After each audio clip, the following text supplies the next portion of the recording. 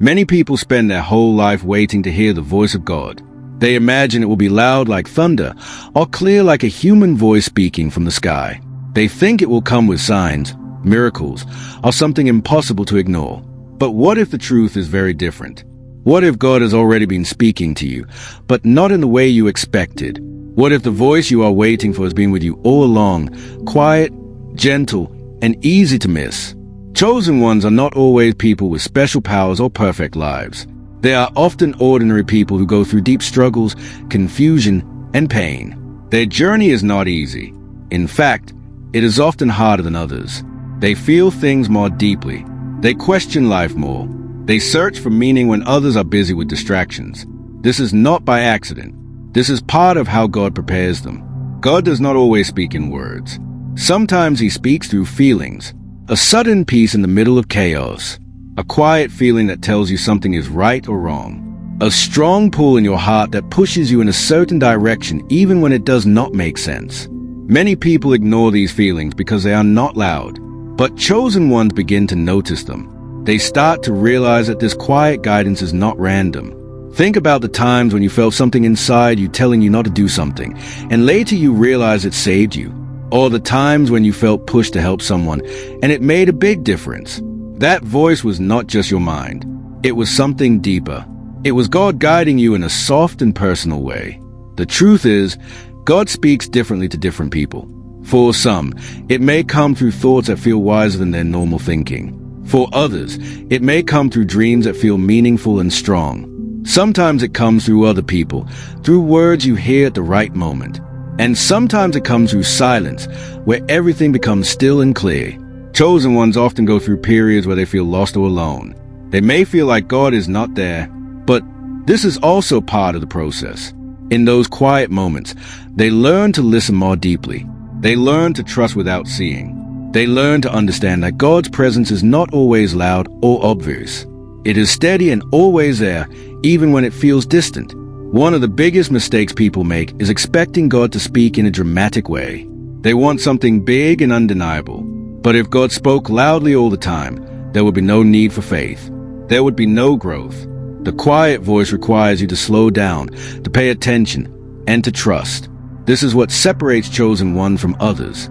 They begin to listen in a world full of noise. Another way God speaks is through life situations. Sometimes doors close, and it feels painful. Sometimes things do not work out no matter how hard you try. At first, it feels like failure. But later, you may realize it was protection or redirection. God was guiding you away from something not meant for you. Chosen ones learn to see meaning in these moments instead of just pain. There is also a strong connection between your inner voice and God's guidance. This does not mean every thought is from God, but there's a difference between fear-based thoughts and calm, clear guidance. Fear feels heavy, rushed, and confusing. God's guidance feels peaceful, even if it is challenging. It gives clarity instead of pressure. Many chosen ones struggle with doubt. They question themselves.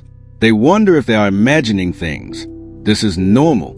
Learning to hear God is not about becoming perfect. It is about becoming aware. Over time, you start to recognize the difference between your own fears and the deeper voice guiding you. It is also important to understand that God does not always tell you everything at once. Guidance often comes step by step. You may only see the next move, not the whole path. This can be frustrating, but it teaches trust. When you follow one step, the next one becomes clearer. This is how faith grows. Another powerful way God speaks is through your purpose. There are things you feel naturally drawn to. There are passions that stay with you even when you try to ignore them. There are dreams that do not leave your heart. These are not random. They are clues.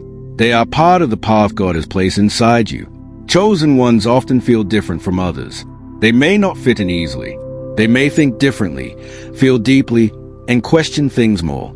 This can feel lonely, but it is also a sign. It means you are not here just to follow the crowd. You are here to discover something deeper. Sometimes God's voice comes as a challenge.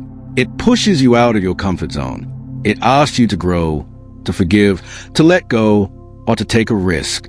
This is not always easy, but growth never comes from staying the same. When you feel that inner push, it is often a sign that you are being guided to something better. There are also moments when everything becomes clear for a short time. You suddenly understand something about your life. You see a pattern. You feel a strong sense of direction. These moments are powerful. They are like glimpses of a bigger plan. Even if they do not last, they leave a mark on you. Prayer is another way people try to hear God. But prayer is not just about speaking. It is also about listening. Many people talk and talk, but they do not stay still long enough to hear anything back. True connection comes when you allow silence, when you become open, and when you let go of expectations. Gratitude also opens the door to hearing God more clearly. When you focus only on problems, your mind becomes heavy and closed. But when you notice the good things, even small ones, your heart becomes lighter. This makes it easier to feel guidance and peace. It is important to stay grounded and balanced. Not every feeling or thought is a message from God. Life still requires logic, wisdom, and careful decisions. Chosen ones learn to combine inner guidance with real-world understanding. They do not blindly follow every impulse. They learn to test and understand what they feel. Over time, the connection becomes stronger. You begin to trust yourself more. You become less afraid of making mistakes because you know you are being guided.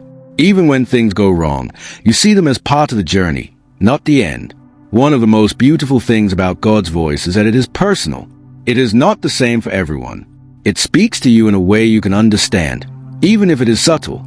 The more you pay attention, the clearer it becomes. You do not need to be perfect to hear God. You do not need to have everything figured out. You just need to be open. You need to be willing to listen in a quiet and honest way. The voice you are looking for is not far away. It is closer than you think. Chosen ones are not chosen because they are better than others. They are chosen because they are willing to listen, to grow, and to walk a path that is not always easy. They are willing to trust something deeper even when it does not make sense. If you feel like something inside you is calling you, do not ignore it. If you feel guided in small ways, pay attention. If you feel different, do not see it as a weakness.